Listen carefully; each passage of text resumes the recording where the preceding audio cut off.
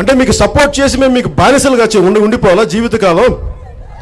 బానిసం ద్వారా నీ కాలు మొక్తారు ఉండిపోండి, అప్పుడు మీరు మమ్మల్ని కరుణిస్తారా? ఇది ప్రజాస్వామ్యం. మేము మిమ్మల్ని ఇష్టపడి మీకు సపోర్ట్ చేశాం కానీ భయపడి మీకు సపోర్ట్ చేయాల.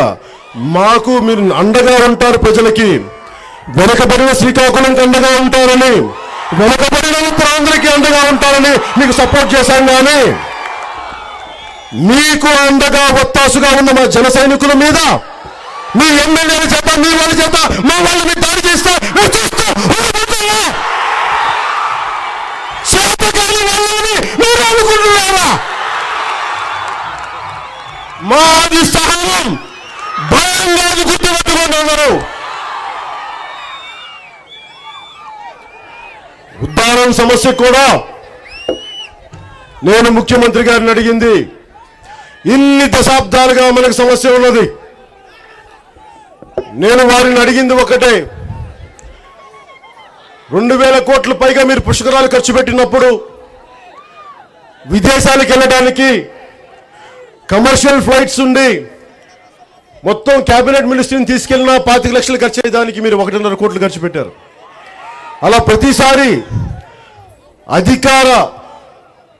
అధికారాన్ని ఇలా మీ ఇష్టారాజ్యంగా వాడుకుంటే ఇక్కడ మన కిడ్నీ బాధితులకు డబ్బులు ఎక్కడి నుంచి వస్తాయి?